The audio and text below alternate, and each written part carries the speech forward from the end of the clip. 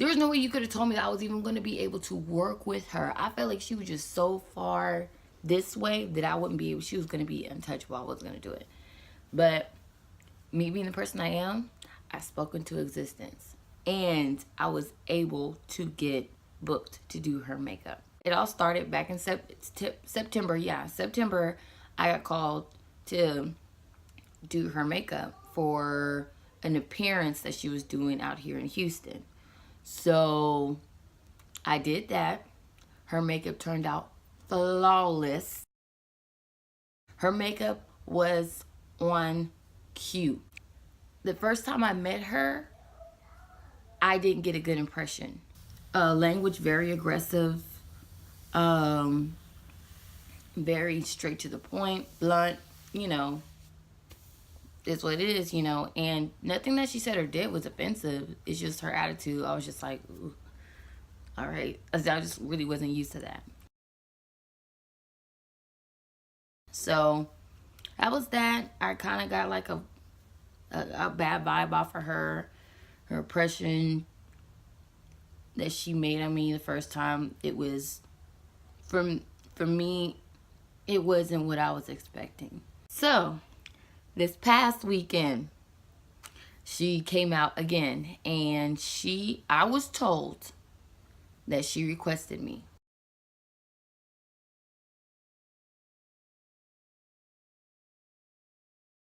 Friday night, I get the call. Saturday morning, I get the call time. I show up at the place I'm supposed to be, the address that they sent me, exactly on time. I loaded my stuff. I'm waiting in the lobby. The person that connected me to get booked for the gig, he was there. He waited about like 10 minutes because he's saying like maybe she's not ready. So we wait about like 10-15 minutes, I don't know. We head up to her room. Knock on the door. She sticks her head out. She was like, yo, give me a little more time. I'm on the phone talking business. Those were her exact words.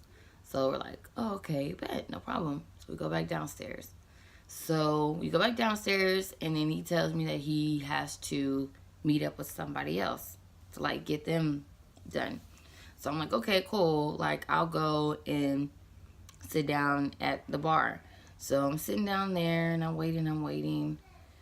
And I'm just like getting antsy because I'm like, did they forget about me? Is she ready now? Because one thing is that like I didn't want her to assume that I personally just wasn't there when I wasn't where I was supposed to be when I needed to be.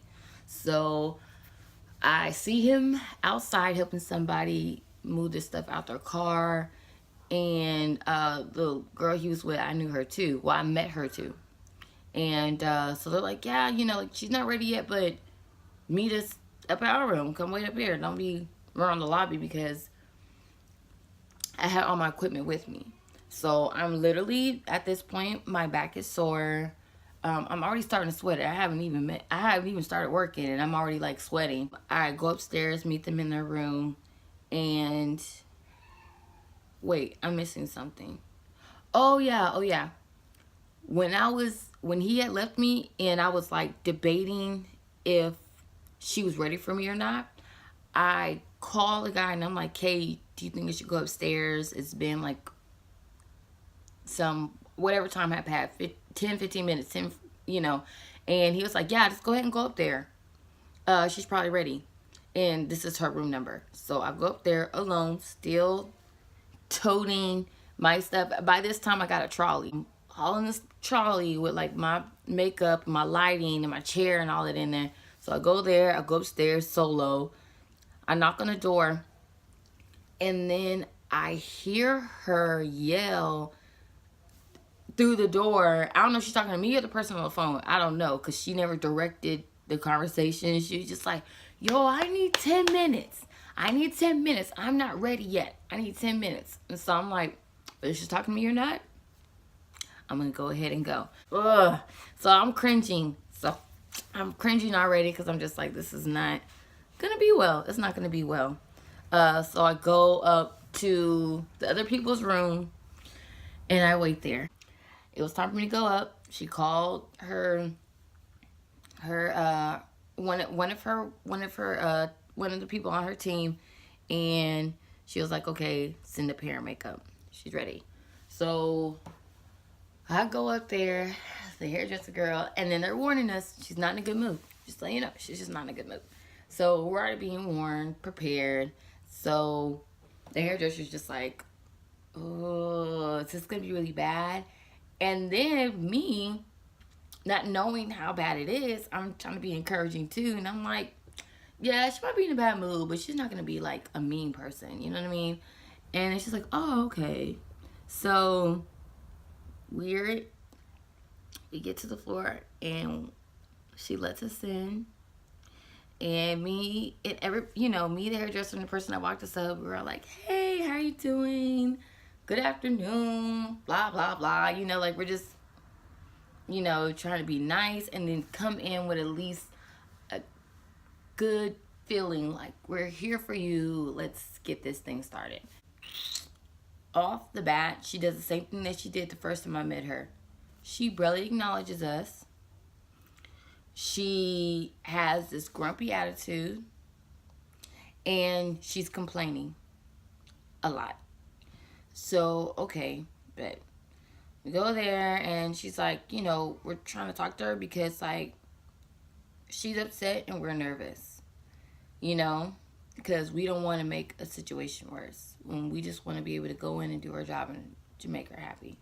So, we're doing that. I am doing the exact same thing, like using the exact same products, technique, everything that I did the time before. I'm going to remember that. She's the biggest person I've done as of yet, okay? I'm going to remember what foundation I used, how I mixed it, because I always mix my foundations. Like, I'm still going to, like, test it out because, like, the ratio's got to be, like, just right. So I'm, like, testing it out on her face, making sure I'm matching it and all that kind of stuff. I got the same powders. I got the same, the only thing that was different was I got a different, I used a different primer. That was the only thing different. Same brushes, everything's the same. I bought more variety of lashes. Like, I'm really trying to give her what she expects of me. As I'm doing her makeup, I look over and I notice that there's this big old mirror that she keeps looking at. She's checking me doing her makeup. So she's not just only on her phone. So I'm doing her makeup and she's down like this on her phone. She looks up, she's turning her head to look at herself in the mirror too. So I'm just saying that because she's moving around. So I'm trying to let you get the picture that she's moving around a lot. She's not in a good mood.